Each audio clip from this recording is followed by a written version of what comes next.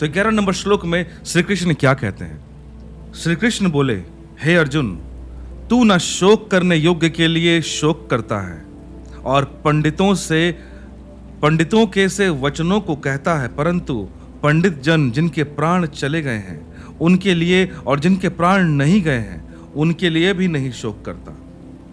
तो श्री कृष्ण ने क्या कहा कि हे अर्जुन, क्योंकि अर्जुन ने सारी बातें की थी, ब्राह्मणों जैसी बात भी की थी, संत जैसी भी बात भी करती, बहुत सज्जन भी बन गया अर्जुन, स्टार्टिंग में योद्धा भी था, सारे के सारे फॉर्म्स अर्जुन ने दिखा दिए श्री कृष्ण को। अब लास्ट में श्री कृष्ण कंक्लूडिंग बात कहना शुरू करते हैं। ये कहने से पहले श्री कृष्ण ने एक बार कह दिया था अर्जुन को कि देख भाई, तेरा जो मेन प्रॉब्लम है तेरा अहंकार है, और वो अहंकार ही तुझे कभी दुर्जन कभी सज्जन बना रहा है, कभी इधर कभी उधर कर रहा है। ओवरऑल तू अपने अहंकार को ही, अपने ईगो को ही सेटिस्फाई करना चाहता है, पर तुझे पता नहीं चल रहा है, तेरा अहंकार बिखरा हुआ है, टुकड़े टुकड़े में तेरा अहंकार बटा हुआ है और हर एक टुकड़ा अलग अलग रूप लेके तुम्हारे सामने आ रहा है। श्री कृष्ण ने उसे कहा था कि मेन समस्या, जो मेन प्रॉब्लम है तेरा अहंकार है, तो इसको एक बार जान ले, मान ले, तो तेरा प्रॉब्लम सॉल्व हो जाएगा। पर अर्जुन सुना नहीं। उसके बाद अब अर्जुन को श्री कृष्ण कहते हैं कि हे अर्जुन, तू ना शोक करने योग्य के लिए शोक करता है, जिसको शोक करना, जिसे लिए करना चाहिए उसके लिए तो शोक करता नहीं, और पंडितों के से वचनों को कहता है, पंडितों जैसी बातें करता है, परंतु पंडित जन जिनके प्राण चले गए हों उनके लिए, उनके प्राण और जिनके प्राण नहीं गए उनके लिए भी कभी शोक नहीं करता। तो इस पर ओशो क्या टिप्पणी करते हैं हम वो देखते हैं। हंसकर जो कृष्ण ने कहा है, हमने देखा कल को कि कृष्ण हंसते हैं, हंसकर जो कृष्ण ने कहा वह और भी कठोर है। इसको हल्के में मत लेना, कृष्ण ने बहुत कठोरता से बात की। मतलब कह सकते हैं ना कि जब हम किसी पर कटाक्ष करते हैं ना सार्केज्म में, तो हम मुस्कुरा के ही करते हैं, पर मुस्कुरा के बहुत कटु बात जब मुझे कहना हो लेकिन फिर भी पोलाइटनेस रखना हो तो हम मुस्कुराते हैं और बहुत कड़वी बात सीधा मुंह पे कहते हैं। श्री कृष्ण ने वही किया। हंसकर जो कृष्ण ने कहा वह और भी कठोर है। वे अर्जुन को कहते हैं, तुम शास्त्र की भाषा बोल रहे हो लेकिन पंडित नहीं हो, मूढ़ हो, मूर्ख हो तुम। कृष्ण ने जब ये बात की तुम पंडित नहीं हो, तो अब इस पंडित होने ना होने को एक बात समझ लेना, मैं जो इतना समझता हूं उतना बोल रहा हूं। यहाँ जो आज के समाज में जो पंडित जिन्हें कहा जाता है वो एक जाति सूचक शब्द हो सकता है, एक वर्ण, एक संप्रदाय, कुछ जो भी आप बोल लो। लेकिन कृष्ण ने जब पंडित कहा वो किसी कास्ट के बेसिस पे नहीं कहा।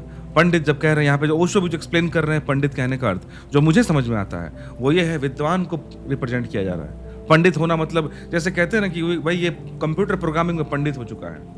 यहाँ तो किसी कास्ट की बात नहीं हो रही है, यहाँ बात हो रही है कि उसके गुण की, कि एकदम महारत हो चुका है वो इस ज्ञान में, तो वो पंडित तो पाजक हो चुका है। तो कृष्ण जब यहाँ बोलते हैं कि तुम पंडितों के लिए, तो वहाँ पे वो पंडित मतलब ज्ञानियों की बात हो रही है। इसलिए ओशो कहते हैं कि तुम शास्त्र की भाषा बोलते हो अर्जुन, लेकिन तुम मूढ़ हो, तुम मूर्ख हो, क्योंकि शास्त्र की भाषा बोलते हुए भी तुम जो निष्पत्तियां निकाल रहे हो वे तुम्हारी अपनी नहीं है। निष्पत्तियां मतलब जो कंक्लूजन निकाल रहे हो।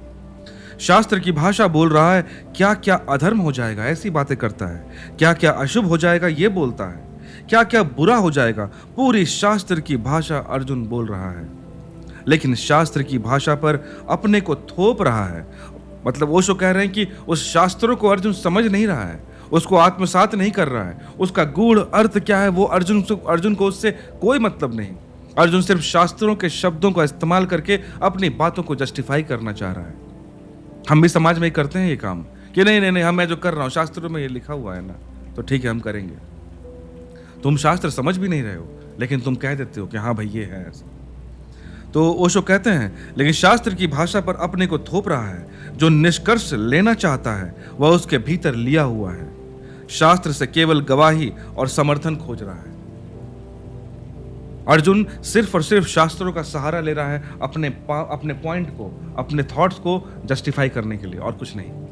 वो सिर्फ अपनी बात को श्री कृष्ण से मनवाना चाहता है। हमने जाना है कि अर्जुन शुरू से लेकर चैप्टर 1 से एक ही बात की चेष्टा करता है कि अर्जुन की बातों पर श्री कृष्ण मोहर लगा दें। अब उसके लिए जो भी आर्गुमेंट अर्जुन को पता थी, जो भी सुनी सुनाई बातें थी, उसने सब चीज यूज कर लिया, हर चीज उसने यूज किया। तो ओशो यही कह रहे हैं, और कृष्ण ने ये कहा कि तू पंडितों की बात करता है, तू विद्वानों जैसी बातें कर रहा है, लेकिन तू है मूर्ख। मूर्ख और पंडित में एक ही फर्क है, मूर्ख भी शास्त्र की भाषा बोल सकता है, अक्सर बोलता है, कुशलता से बोलता है, क्योंकि मूर्ख होने और शास्त्र की भाषा बोलने में कोई विरोध नहीं है। ये जो लाइन है ना, मूर्ख होने और शास्त्र की भाषा बोलने में कोई विरोध नहीं है, इसका मतलब क्या हुआ? इसका मतलब कि तुम मूर्ख होकर भी शास्त्रों को रट सकते हो तोते की तरह, और शास्त्रों के शब्द, शास्त्रों के सेंटेंस, शास्त्रों के श्लोक तोते की तरह बोल सकते हो। इसका मतलब ये नहीं कि तुम विद्वान हो चुके हो, तुम शास्त्रों को आत्मसात कर चुके हो, जरूरी नहीं है। तुम हो सकते हो निपट मूर्ख, परंतु तुम्हारे जुबान पर शास्त्र बैठे हुए हैं। जैसे कहते हैं ना, पढ़े लिखे अनपढ़, जिन्हें ज्ञान नहीं है, याद कर लिया है, एक कोर्स कंप्लीट कर लिया है, पर उस चीज को सीख नहीं पाए। लेकिन मूर्ख शास्त्र से वही अर्थ निकाल लेता है जो निकालना चाहता है। तो मूर्ख जो है ये चालाकी जरूर करता है। शास्त्र से मूर्ख का कोई प्रयोजन नहीं, प्रयोजन अपने से है। शास्त्र को भी वो अपने साथ खड़ा कर लेता है, गवाही की तरह। बिल्कुल। और ये चीज तो जो ओशो यहाँ पे कह रहे हैं, इसको सुनने के बाद आपने रियल लाइफ में भी ये चीज देखा ही होगा। हर कोई आजकल धर्म का आड़ लेके, घर धर्म का चोला लेकर, हम हर चीज अपने कृत्य को, अपने कर्मों को जस्टिफाई करने की कोशिश करते हैं और कुछ नहीं। हम हर बार कोशिश करते हैं कि बस जो मैं कर रहा हूं ये प्रूफ हो जाए कि ये धार्मिक है। और धार्मिक प्रूफ करने का सबसे इजी तरीका क्या होता है? हम शास्त्रों का यूज कर लें। दुनिया में देख लो ना, जितने भी जो टेररिज्म फैला रहे हैं, जो भी जितने भी लोग हैं, वो क्या करते हैं? उन्होंने एक शास्त्र का इस्तेमाल खाड़ी कर जस्टिफाई करने लगते हैं। उस शास्त्र को शायद वो समझ भी नहीं पा रहे हैं कि उसमें लिखा क्या है, लेकिन उन्होंने उसकी आड़ लेके हर चीज कर देते हैं, हर बुरा काम कर देते हैं और कहते हैं कि नहीं, ये तो मुझे शास्त्र कहता है। शास्त्र वो कहता नहीं है, तुम समझ नहीं रहे हो। लेकिन तुम कहते हैं ना कि एक मूर्ख इंसान का ये फितरत होती है कि वो उसमें से जो खुद चाहता है वो उसका अर्थ निकाल के अपने काम को सिद्ध करने लगता है। और ओशो ने यही बात कही।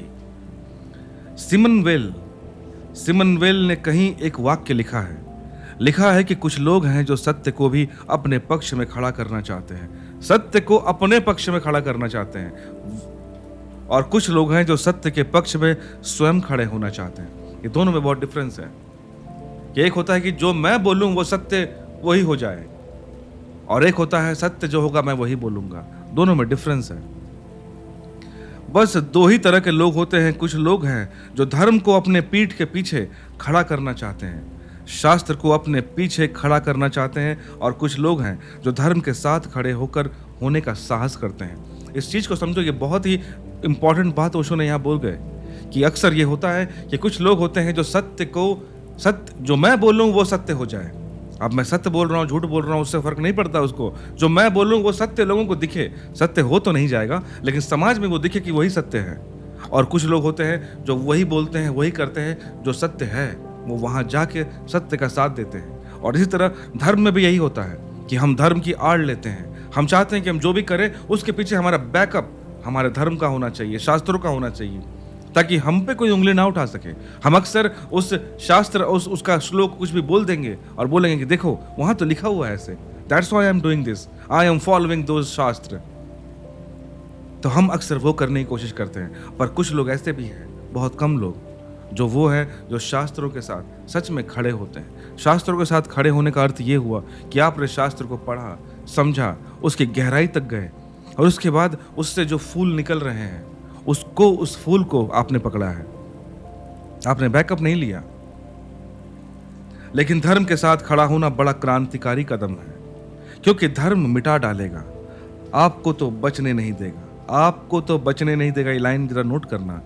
क्योंकि धर्म मिटा डालेगा, आपको तो बचने नहीं देगा। लेकिन धर्म को अपने पक्ष में खड़ा कर लेना बहुत कन्फर्मिस्ट है, बहुत सरल, बहुत रूढ़िग्रस्त कदम है, क्योंकि उससे आप अपने को बचाने के लिए सुविधा और सिक्योरिटी खोजते हैं। तो इस लाइन को मैं, जो कि बहुत पावरफुल लाइन यहाँ पे ओशो कह रहे हैं, और मैं चाहता हूँ कि इसको सिंपल शब्दों में तोड़ सकूं।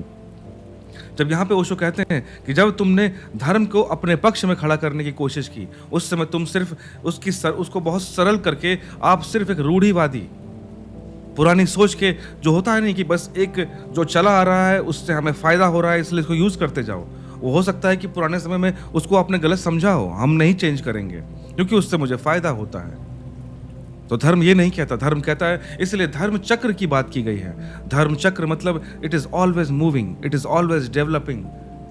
बुराई छोड़ते जाता है, अच्छाई पकड़ते जाता है। चक्र का मतलब, एक पहिया का अर्थ क्या होता है कि वो एक जगह खड़ा नहीं है, it's always moving. It's always developing itself with time, with society, with nature. पर जो लोग जो रूढ़िवादी होते हैं, जो लोग चीजों को पकड़ के जकड़ के उस धर्म को सिर्फ उपयोग करना चाहते हैं, वो चाहते हैं कि वो धर्म चक्र रुक जाए, वो थम जाए, उस जगह पे थम जाए जहां से उनका फायदा निकलता हो, वो वही करना चाहते हैं। मैं समाज में देखता हूं बहुत लोग को, ज्यादा ऐसे लोगों से मुलाकात हुई नहीं है, पर आजकल सोशल मीडिया पे दिख जाता है, ऐसी ऐसी बातें करते हैं जो लगता है कि इस कारण से ही, ऐसे ऐसे शब्दों, ऐसे ऐसे वाक्यों के कारण ही, ऐसे ऐसे एक्टिविटी के कारण ही यंग जनरेशन जो है वो धर्म से दूर हो जाता है।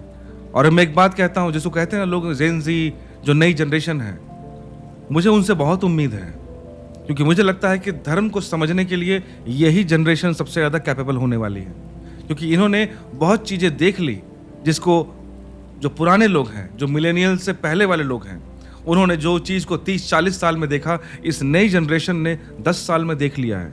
जिस 40 साल का अनुभव हम पहले कर पाते थे, ये जनरेशन ने बहुत जल्दी कर लिया। इसलिए मुझे इनसे उम्मीद है कि ये बोर होंगे इन मैटेरियलिस्टिक वर्ल्ड से और इनका इंक्लिनेशन होगा धर्म के लिए, लेकिन ये सच्चा जो सत्य धर्म है उसके तरफ मूव करना चाहेंगे। अगर इनको सत्य धर्म नहीं परोसा गया, इन्हें सत्य धर्म नहीं दिखाया गया, ये फिर भागेंगे and they will become that thing will become dangerous. तो ये हमारी रिस्पॉन्सिबिलिटी है कि हमारी आने वाली जो पीढ़ी है, जो जेन जी है, जेन अल्फा, जो भी इनको बोलते हो आप, जो भी नाम दो, इनको गाइड करना, इनको सत्य से परिचित कराना हमारी जिम्मेदारी है, हमारे बुजुर्गों की जिम्मेदारी है। तो यहाँ पर जो ओशो ने एक लाइन कही, जिसको मैंने कहा कि नोट डाउन करने वाली बात है, क्योंकि धर्म मिटा डालेगा, आपको बचने नहीं देगा। ये जो लाइन है, धर्म मिटा डालेगा, मतलब क्या? तुम्हारा जो खुद का वजूद है, जिस अहंकार को लेके तुम चलते हो, जिसको तुम अपना कहते हो, जिसको तुम्हें लगता है कि तुम ही हो, धर्म से तुम्हारा परिचय हो गया, उससे एक बार गले मिल गए तो वो तुमको गला डालेगा, मार डालेगा, तुमको उस अहंकार को छोड़वा ही देगा वो, तभी तुम धर्म को समझ पाए। इस लाइन को मैं इतना ही समझ पाया जो ओशो कहना चाहते हैं। तो अर्जुन पंडित की भाषा बोल रहा है यहाँ पर, और फिर बोल रहा हूं मैं, पंडित मतलब कास्ट मत लेना, यहाँ पंडित मतलब विद्वान, विद्वान की तरह इस शब्द को लेना, ठीक है? अर्जुन पंडित की भाषा बोल रहा है, पंडित जैसी बातें बोल रहा है, लेकिन अर्जुन को ज्ञान से, प्रज्ञा से कोई लेना देना नहीं। प्रज्ञा मतलब बुद्धि होती है, लेकिन अर्जुन को ज्ञान से, प्रज्ञा से कोई लेना देना नहीं। अपने पक्ष में सारे शास्त्रों को खड़ा करना चाहता है, ताकि वो जस्टिफाई कर सके कि yes, whatever I am saying, whatever argument I am giving, that is absolutely correct, और वो शास्त्र संगत है। Those things are according to shastras. समझो इस बात को, अर्जुन ये कर रहा है। पर अर्जुन की बेवकूफ़ी मुझे इतनी हंसी आती है, हंसी भी नहीं, ही वॉज ऑल राइट, कि वो किसके सामने बोल रहा है, शायद उसको ज्ञान नहीं है अभी तक। हम जानते हैं कृष्ण कौन है। शायद अर्जुन उस वक्त, जिस समय वो ये रोना धोना कर रहा था, उस समय तक श्री कृष्ण को अर्जुन ठीक से पहचान नहीं पाया था। वो जानता था कि कृष्ण कुछ है, पर वो क्या है शायद अर्जुन को पता नहीं था। अन्यथा तुम ही बोलो, तुम्हारे भगवान तुम्हारे सामने खड़े हो जाए, तुम्हारे मुंह से झूठ निकल पाएगा क्या? अगर तुम सच में जानते हो कि सामने वाला भगवान है, तुम नहीं निकल पाएगा। तो ओशो कहते हैं, और जो व्यक्ति शास्त्र को अपने पक्ष में खड़ा कर लेना चाहता है, स्वभावतः अपने को शास्त्र के ऊपर रख लेता है, और अपने को शास्त्र के ऊपर रख लेने से ज्यादा खतरनाक और कुछ भी नहीं हो सकता, क्योंकि उसने यह तो मान ही लिया है कि यह ठीक है। उसमें गलती होने की तो कोई संभावना ना रही। उसने अपने ठीक होने को तो अंतिम निर्णय ले लिया। उसने अपने ठीक होने का तो अंतिम निर्णय ले लिया। अब वह शास्त्रों में भी अपने को खोज लेता है। ये जो पंक्ति है, इसको ओशो ने अगर चैप्टर 1 हम पढ़ें तो उसमें जब धृतराष्ट्र की जब बात हुई थी, धर्मराज जिसे कहा गया, पांडवों का सबसे बड़ा भाई, इस संदर्भ में भी वहां पे कुछ कहा गया था। अगर आपने चैप्टर 1 नहीं देखा तो उसमें देखिएगा, धृतराष्ट्र के बारे में भी, कॉन्टेक्स्ट में भी इसी से मिलता जुलता बात ओशो ने कही थी। तो वहां ना जाके हम यहाँ देखते हैं, तो ओशो ने एक बात कही कि अगर हमने धर्म को, अपने शास्त्र को अपने पक्ष में लेने की कोशिश की, तो आप बोल क्या रहे हो कि भाई चलो, अक्सर क्या होता है जनरली, एक कमजोर इंसान बड़े इंसान के टीम में जाता है, इसको नॉर्मल समझो।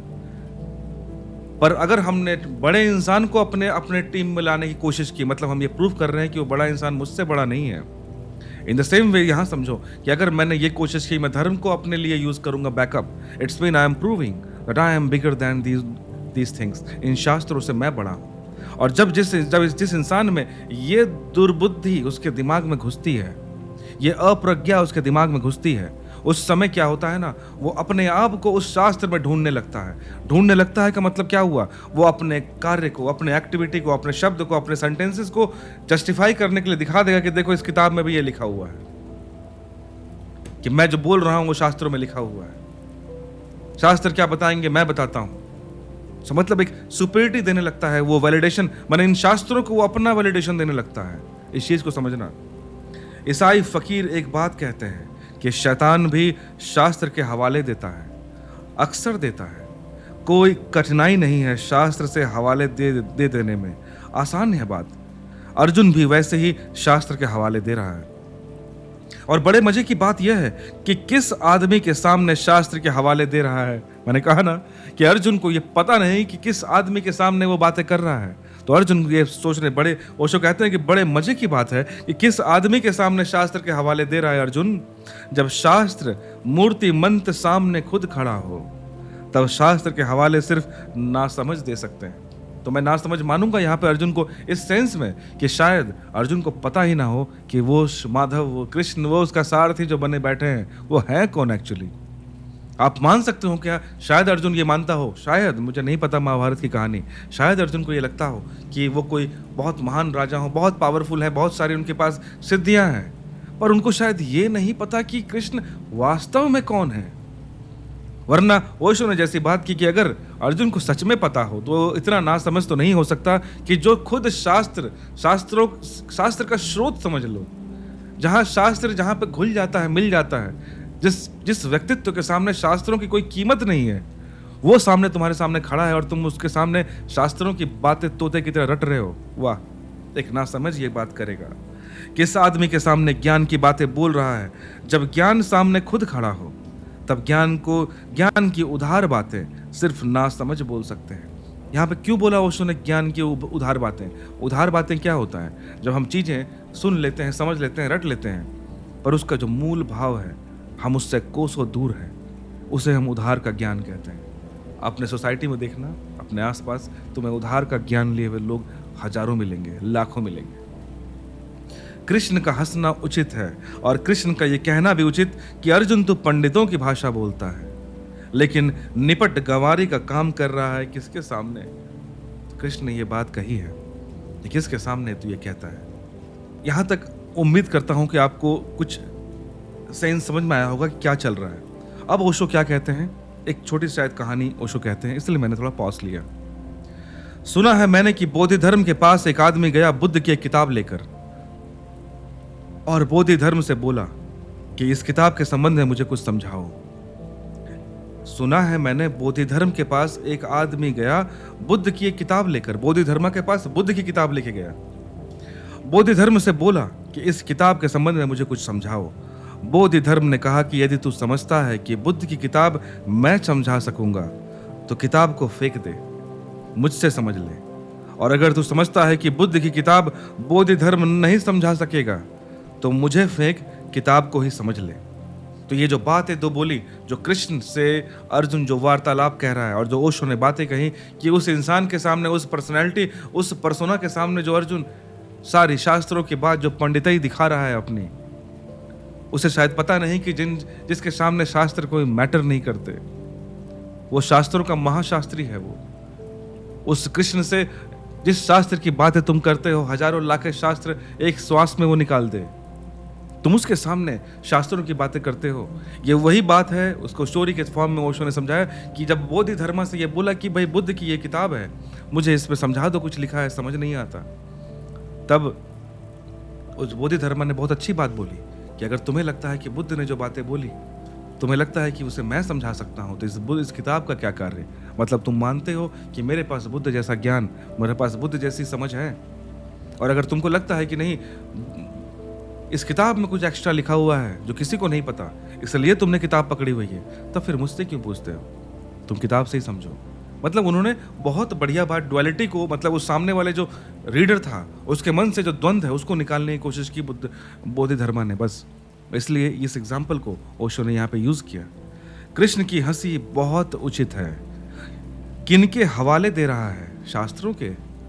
और बड़े मजे की बात है कि पूरे समय कह रहा है, भगवन कह रहा है भगवान, हे मधुसूदन, और शास्त्र के हवाले दिए जाता है। एक तरफ भगवान कह रहा है, मतलब दिखा रहा है कि मैं भगवान से बात कर रहा हूं, और दूसरी तरफ तुम शास्त्रों की बात किए जाते हो।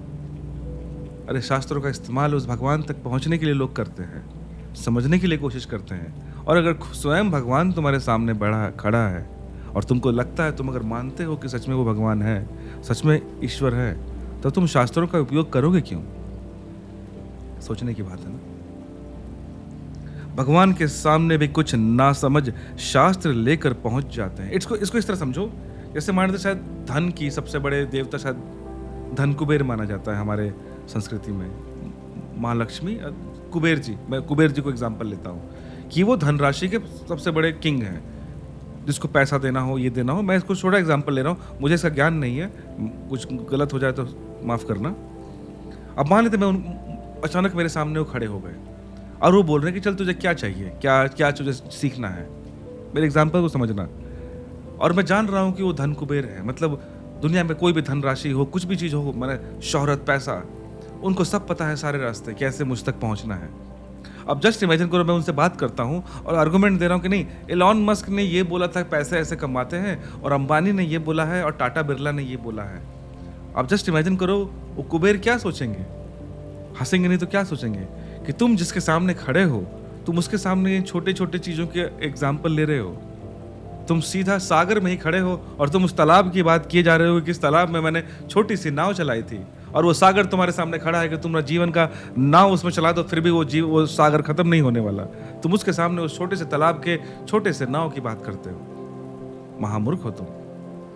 तो मैं छोटा सा एग्जाम्पल मैंने यूज किया और कुछ नहीं। तो ओशो कहते हैं कि भगवान के सामने भी कुछ नासमझ शास्त्र लेकर पहुंच जाते हैं। उनकी नासमझी का कोई अंत नहीं। अगर कभी भगवान भी उन्हें मिल जाए तो उसके सामने भी गीता के उदाहरण देंगे कि गीता में ऐसा लिखा है। तो भगवान को हंसना ही पड़ेगा कि कम से कम अब तो गीता छोड़ो। लेकिन वे नहीं छोड़ेंगे, क्योंकि वो ज्ञान उद्धार का है, क्योंकि उन्होंने अपने जीवन में गीता को समझा नहीं, आत्मसात नहीं किया, उसको सिर्फ एज ए बैकअप यूज किया, अपने और यूज किया, अपने चीज़ों को जस्टिफाई करने के लिए गीता का इस्तेमाल किया। इसलिए आज अगर ईश्वर से भी मुलाकात उनका हो जाए तो वो अपनी बातों को समझाने के लिए गीता को एज ए बैकअप यूज कर रहे हैं, क्योंकि वो फितरत हो गई ना उसकी। गीता समझे नहीं तुमने, बस तुम उसको एज ए बैकअप फाइल, अपने बात को जस्टिफाई करने का एक माध्यम चूज कर रहे हो, दैट्स ऑल। वह अर्जुन जो आम पंडित की नासमझी वही कर रहा है, वह अर्जुन जो आम पंडित की नासमझी है वही कर रहा है, और कृष्ण सीधे और साफ कह रहे हैं। इतनी सीधी और साफ बात कम ही कही गई है, बहुत कम कही गई। कृष्ण कह सकते हैं, कहने का कारण है, लेकिन अर्जुन इसे भी सुनेगा या नहीं, यह कहना मुश्किल है। अर्जुन करीब करीब पूरी गीता में बहुत समय तक अंधे और बहरे के ही प्रदर्शन करता है। ओशो ने बोला कि अर्जुन जिस टाइप की पर्सनैलिटी पूरे भागवत गीता में आपको दिखेगी, वो ऐसा लगेगा कि वो कृष्ण को शायद सुन ही नहीं रहा है। अगर सुन रहा है तो समझ ही नहीं रहा है, और समझ रहा है तो उस पर सोच ही नहीं रहा है। इसलिए वो लगातार एक अंधे इंसान की तरह चले जा रहा है, बौख रहा है इधर उधर, और कुछ नहीं। तो ओशो कहते हैं कि अन्यथा शायद गीता की जरूरत नहीं होती अगर अर्जुन ने सुन लिया होता। और हमने देखा भी है कि अगर चैप्टर 2 के श्लोक नंबर 2 और 3 में ही कृष्ण ने आंसर दे दिया था अर्जुन को, अगर वो समझ जाता, सुन लेता, समझ जाता और उस पर इम्प्लीमेंट कर लेता, तब ये गीता की जरूरत पड़ती ही नहीं। अगर वह एक बार गौर से आंख खोलकर कृष्ण को देख लेता तो ही बात समझ आ गई होती, लेकिन वह भगवान भी कहे चले जाता है और उसकी तरफ ध्यान भी नहीं देता। मैंने बड़ी अजीब बात बोल रहे हैं ओशो कि एक तरफ अर्जुन कृष्ण को भगवान भी बोले जाता है और उनकी तरफ ध्यान भी नहीं दे रहा कि वो कौन है। सुन तो ले रे पगले, जिन शास्त्रों की तो बात कर रहा है उस शास्त्र उसी से निकले हैं, उस सागर से ही निकले हैं। किसकी बात कर रहा है तू? जब खुद भगवान ही सारथी है, अगर सच में वो जानता कि ये भगवान है, मैंने कहा ना, ये मैं बिल्कुल कंफर्म हूँ। इसलिए मेरे कई दोस्तों से मेरी बात हुई और मैंने हमेशा ये बात आर्गुमेंट दिया है कि मैं आई एम डैम श्योर कि द्वापर युग में जब श्री कृष्ण होंगे और उस समय जो भी कैरेक्टर हमने देखा है महाभारत में, चाहे अर्जुन, कर्ण, दुर्योधन, मैं डैम श्योर हूँ कि ईश्वर वहाँ थे उस वक्त उनके सामने। स्टिल उन्होंने उस ईश्वर को पहचाना नहीं था वरना दुर्योधन की इतनी हिम्मत ना होती कि वो उनको बांधने चला जाता। दुर्योधन की इतनी हिम्मत ना होती कि जब वो गया था कृष्ण के पास तो उनकी सेना लेके आता और कृष्ण को छोड़ देता। और अर्जुन की इतनी हिम्मत ना होती कि वो उस रथ पे खड़े होकर कृष्ण से आर्गुमेंट करता। अगर अर्जुन को पता होता कि ये कौन है तो शायद वो पूछता अर्जुन निस्वार्थ भाव से, ओपन माइंड से, कि प्रभु आप बोलो क्या करूं, ये कि ये आप जो बोलोगे मैं 100% वही दे दूंगा, क्योंकि स्वयं ईश्वर बोल रहे हैं। लेकिन मैं श्योर हूं कि अर्जुन को भी शायद उतना कॉन्फिडेंट नहीं है कि वो कौन है। हमें पता है कौन है, आपको पता है कौन है। तो जब खुद भगवान ही सारथी है, अगर सच में वो जानता कि यह भगवान है, तो जब वे सारथी बनकर ही रथ पर बैठ गए हों और लगाम उनके ही हाथ में हो, तब वह व्यर्थ अपने सिर पर वजन क्यों ले रहा है। सोचने का, अगर वे भगवान ही हैं ऐसा वो जानता तो अब और पूछने की क्या गुंजाइश, जब कृष्ण खुद बोल रहे हैं, भगवान खुद तुम्हारे रथ पे खड़े होकर तुमको बोल रहे हैं कि बेटा ये करना है। हाथ में लगाम उनके है, छोड़ दे बात, लेकिन वह कहता है भगवान जानता अभी नहीं है कुछ। अर्जुन देखो जो लाइन जो यहाँ पे ओशो ने बोली है ना, हाथ में लगाम है उनके, छोड़ दे बात, ये जो लाइन है ना, आपको अगर ये पैराग्राफ पढ़ोगे तो आपको लगेगा ना कि ये बिना मतलब का लाइन ओशो ने डाल दिया। मैं समझ सकता हूँ कि जब ओशो ये प्रवचन दे रहे होंगे, I can understand, I can feel that feeling कि ओशो के मुंह से ये बात निकल गई होगी कि हाथ में लगाम है, छोड़ दे बात। ये इस पैराग्राफ अगर ध्यान से पढ़ोगे ना तो आपको इतना लगेगा नहीं कि ये लाइन अचानक से बीच में डाल दी गई है, पर ये लाइन ओशो के मुंह से इसलिए निकली होगी कि वो सिंपली कहना चाहते हैं, अपने जो श्रोतागण होंगे उस समय ओशो के, वो बात उनको कहना चाह रहे हैं कि भाई लगाम तुम्हारी किसी ने पकड़ रखी है, तू फिजूल में उस रथ की चिंता करता है कि रथ कहाँ डूबेगा, कहाँ टकराएगा। अरे खुद वो सारथी, खुद ईश्वर है तो तेरे रथ का, तेरे जीवन के रथ का। एक बार भरोसा करके तो देख। पर दिक्कत यह है कि ईश्वर ने भी उस लगाम को पकड़ा है और हम भी घुस जाते हैं कि नहीं हमको भी पकड़ना है उस रस्सी को। यही प्रॉब्लम आता है और यहीं पे डेडिकेशन की कमी है, यही वो निस्वार्थ कहते हैं ना, सरेंडर करने की कमी है। जब ये कहा जाता है ना कि we need to surrender, surrender मतलब ये नहीं होता कि हम अपने कर्म को छोड़ दें। जो मैं समझता हूं, मैं कह रहा हूं कि सरेंडर का मतलब ये नहीं होता कि हम अपने कर्मों को छोड़ दें, हम जीवन छोड़ दें, हमें अब कोई काम नहीं करना, मैं बेड में पड़ा हुआ हूं, I have surrendered myself, now the god will take care of me. ये नहीं है अर्थ।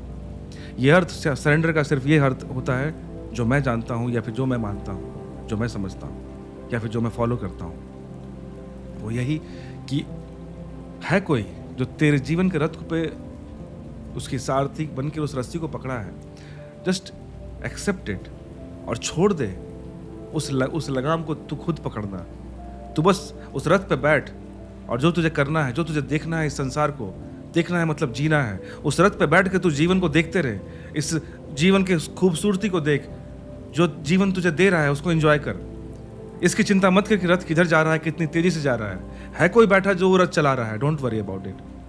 पर दिक्कत क्या होता है कि हम अक्सर क्या करते हैं, हम उस रथ के लगाम को पकड़ने की कोशिश करते हैं और जो जिंदगी हमें जो खूबसूरती दे रही है, उस रथ पे बैठ के जो हम जीवन को एंजॉय कर सकते थे, वो सीन हमारा मिस हो जाता है। और इसको कहते हैं टेंशन, इसको कहते हैं overthinking. Try to understand, मैं जो बात कह रहा हूँ, मेरे पास कोई बहुत अथॉरिटी नहीं है इस बात को कहने की, लेकिन जो मैं कह रहा हूँ इसे छोटे से जीवन की तजुर्बे के साथ कह रहा हूँ कि एक बार तुम उस लगाम को छोड़ दो और जो तुमको देखने को मिल रहा है देखो जिंदगी में, जो आ रहा है उसको जो एंजॉय करो, और जो आ रहा है, जो कर्म तुम्हें दिया जा रहा है उसे करते जाओ, बस छोड़ दो बाकी। You will reach to your destination, believe it और नॉट।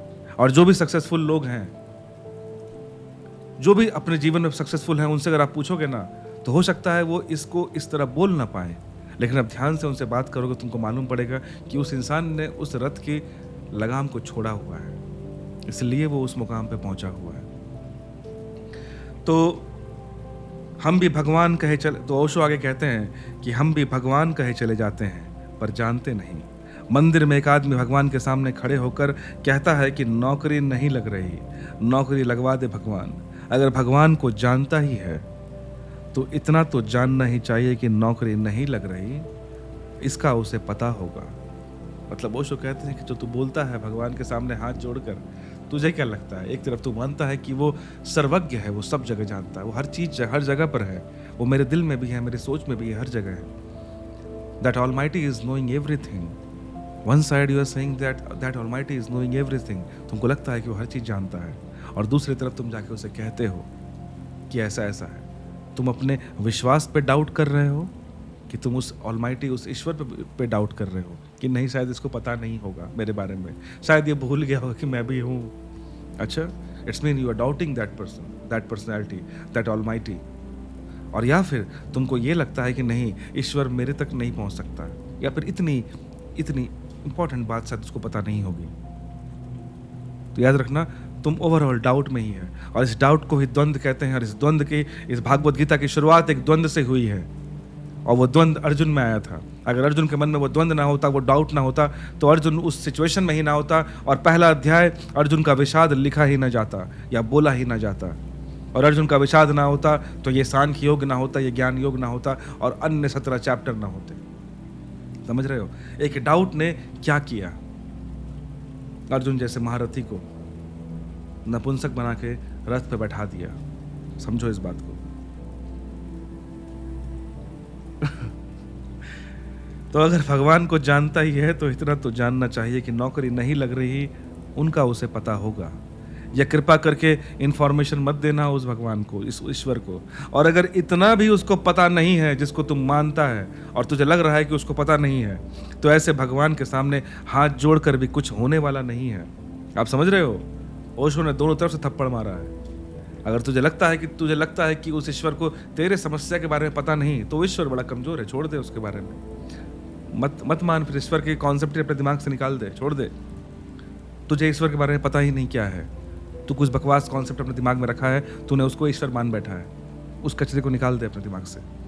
जो आम भक्त भगवान के सामने कह रहा है भगवान, और शक उसे इतना भी है कि अब यह लड़के को नौकरी भी नहीं लग रही।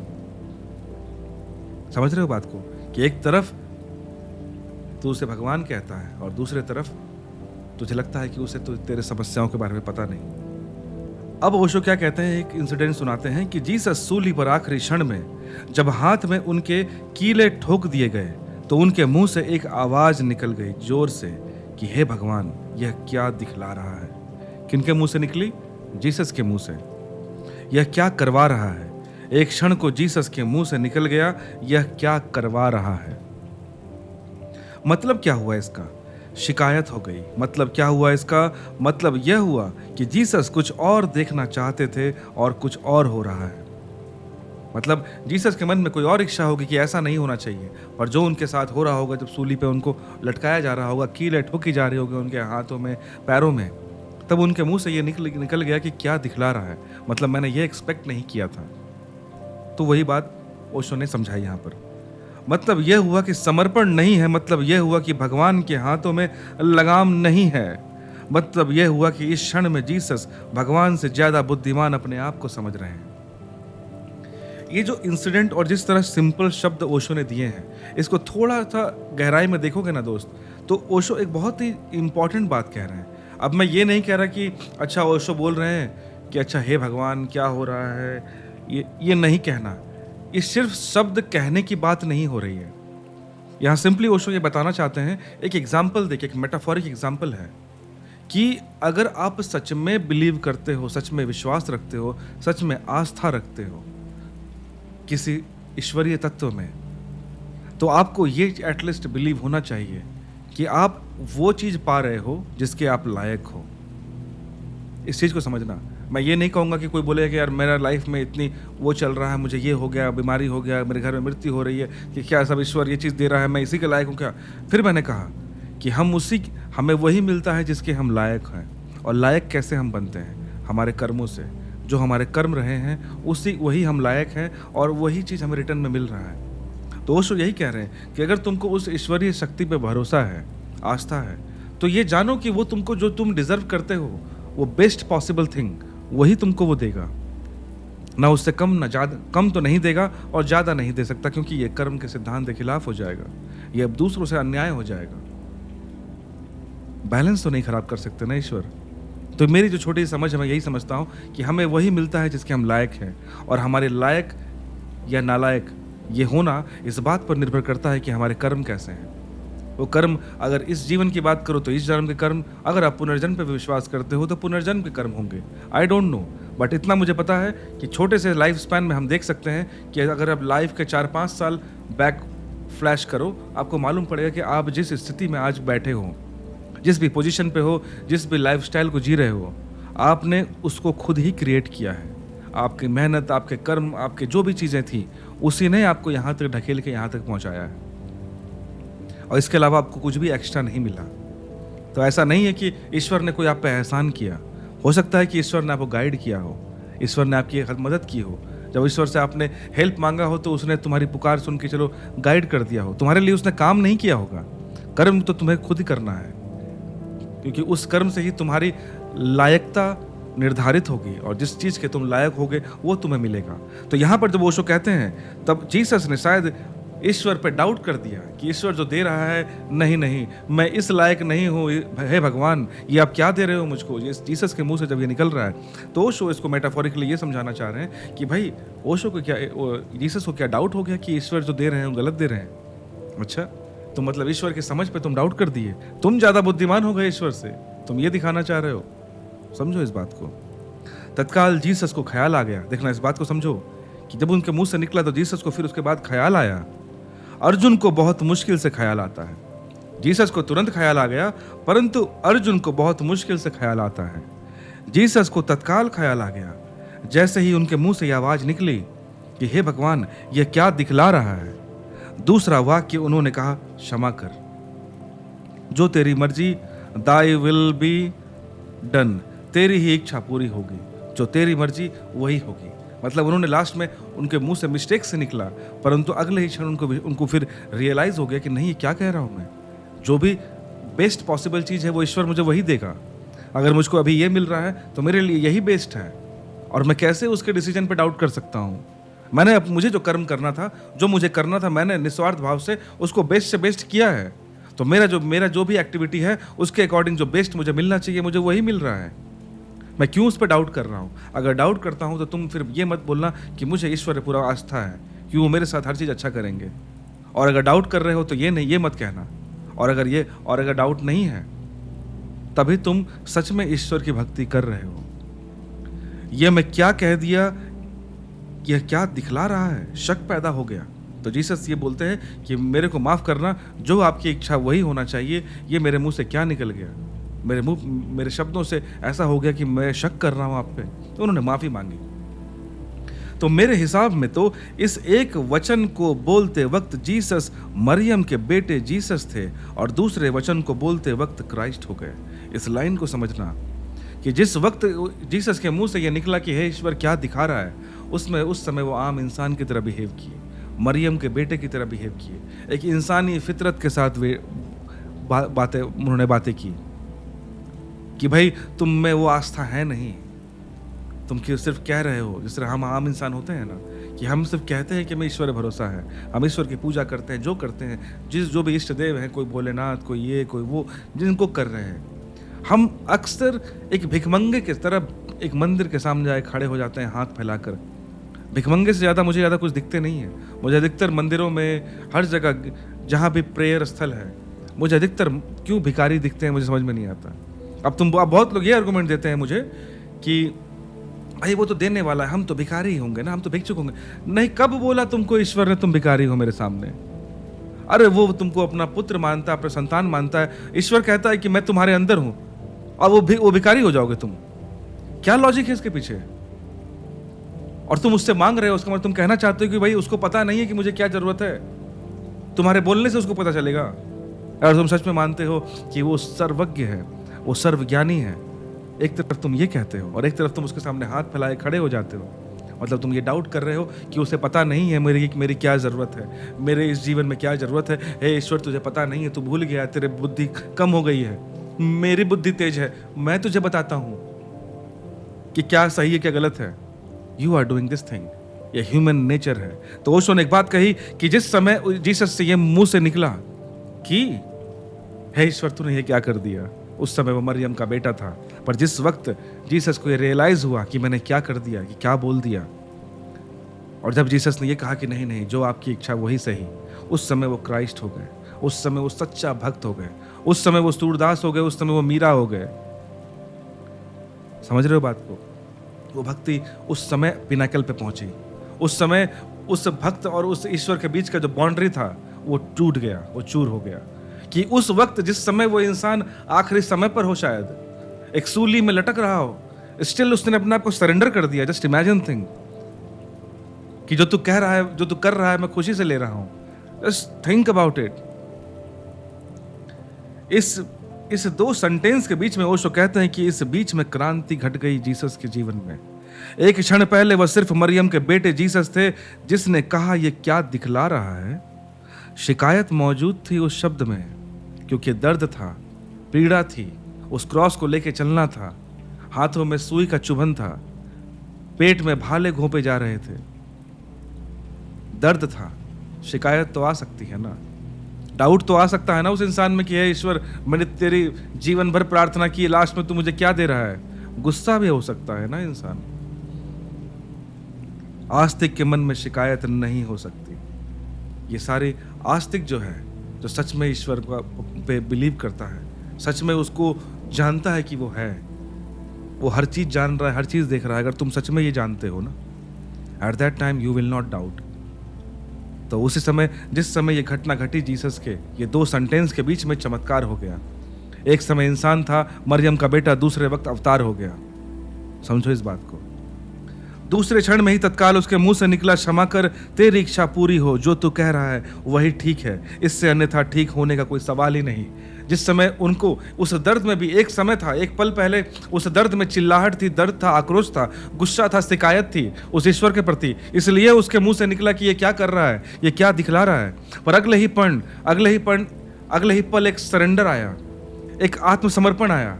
उस दर्द में भी अचानक से खुशी मिल गई, एक समर्पण मिल गया, एक आत्मविश्वास मिल गया, और वो जो दीवार थी उस ईश्वर और उस जीसस के बीच में, वो टूट गई। और वो उस समय, कहते हैं ना कि उस समय एक इंसान से अवतार में तब्दील हो गए।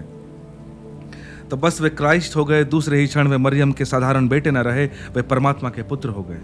अर्जुन जो कहे चला जा रहा है भगवान भगवान, लेकिन वह संबोधन है वैसे ही जैसे सभी संबोधन झूठे होते हैं, औपचारिक होते हैं। तो ओशो ने एक बात, कड़वी बात कह दी यहाँ पर, कि जो कृष्ण को अर्जुन बार बार भगवान भगवान कह रहा है, ही डजंट मीन इट।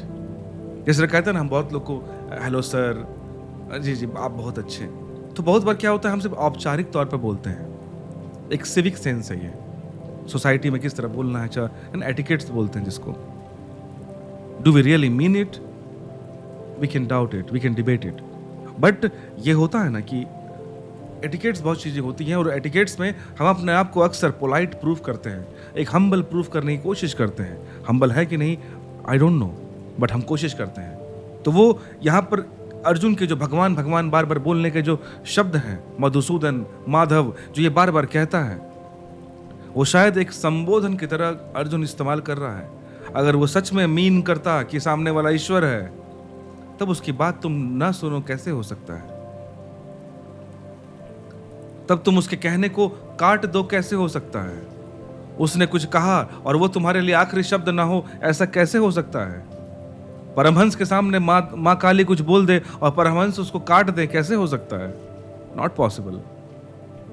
तो अभी भगवान उसे दिखाई पड़ रहा है, ठीक है। अर्जुन कहे चला जा रहा है भगवान भगवान, लेकिन वह संबोधन वैसे ही जैसे सभी संबोधन झूठे होते हैं, औपचारिक होते हैं। अभी भगवान उसे दिखाई नहीं पड़ रहे हैं। दिखाई तो उसे यही पड़ रहा है कि अपना सखा है कृष्ण, अपना बड़ी है, स्टड है बंदा, लेकिन समझ रहे हो, जैसे होता नहीं कि इसको इस तरह समझो कि जैसे मानते हैं अभी प्रधानमंत्री हैं मोदी जी, ठीक है, एग्जाम्पल ले रहा हूँ मैं। जस्ट इमेजिन करो कि मैं उनके उम्र का हूँ और बचपन में हम दोनों दोस्त थे। एक सिचुएशन क्रिएट कर रहा हूँ। उसके बाद मैं कहीं चला गया, और या फिर समझ लो कि मैं कोमा में चला गया था, मुझे कुछ याद नहीं। उसके बाद बहुत सारे साल बीत गए, मोदी जी सीएम से बन के फिर प्रधानमंत्री बन गए, ठीक है। अचानक एक दिन मेरा कोमा से मैं निकला, मुझे अपना पास्ट याद है कि भाई कौन कौन क्या थे, मेरे दोस्त क्या थे। मोदी जी से मुलाकात हुआ, मोदी जी मुझसे मिलने आ गए। जस्ट इमेजिन करो कि मेरा दोस्त है कोमा में, 50 साल कोमा में था। जस्ट इमेजिन करो ऐसा। तो मैं क्या बोलूँगा कि अरे मोदी कैसा है, नरेंद्र कैसा है, ऐसी बात करूँगा ना। मुझे तो पता ही नहीं कि वो इंसान कौन है, अभी कौन क्या शख्सियत है वो।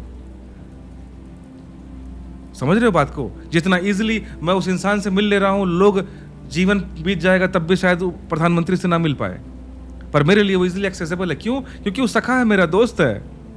हो सकता है कि जब हम लोग फ्रेंड हों, शायद वो बहुत, मोदी जी बहुत इंटेलिजेंट हों उस समय, इमेजिन करो मैं मूर्ख हूँ, तो कोमा से निकलने के बाद मैं क्या बोलूँगा कि भाई हाँ, इंटेलिजेंट तो तू था ही बचपन से भाई, समझदार तो तू आज भी होगा, इतना ही मान लूँगा मैं अभी तक उसको प्रधानमंत्री की तरह नहीं देख पा रहा हूँ मैं, कि वो इतना बड़ा आदमी है, इतना पावरफुल आदमी है, मैं उस चीज़ को इमेजिन नहीं कर पा रहा हूँ। समझो बात को, मैंने सिर्फ एक मेटाफोरिक एग्जाम्पल लिया आपको। तो अर्जुन के साथ भी यही हो रहा है कि वो कृष्ण को जानता है, मानता है, बड़ा मानता है, बहुत स्टर्ड है, बहुत खतरनाक इंसान है, बहुत पावरफुल है, ये भी मानता होगा, लेकिन ईश्वर है ये नहीं विश्वास कर पा रहा है वो। समझो बात को। तो दिखाई तो उसे यही पड़ रहा है कि अपना सखा है कृष्ण, आ गया साथ, सारथी का काम कर रहा है, साथ है इसलिए पूछ लेते हैं, बाकी भगवान की जो अनुमति है वो अगर हो जाए तो पूछने को क्या बचता। उसे कहना चाहिए था कि लगाम तुम्हारे हाथ में है, जो मर्जी दाई विल बी डन, अपनी इच्छा पूरी करो। तो उसने बात कर दी कि अर्जुन को बस वही लग रहा है कि अपना दोस्त था, स्टर्ड है, लड़ाई में गया नहीं, सारथी बन गया, तो सामने खड़ा है तो उसी को सुना देता हूँ अपनी बातें, सारी रेंटिंग दे देता हूँ।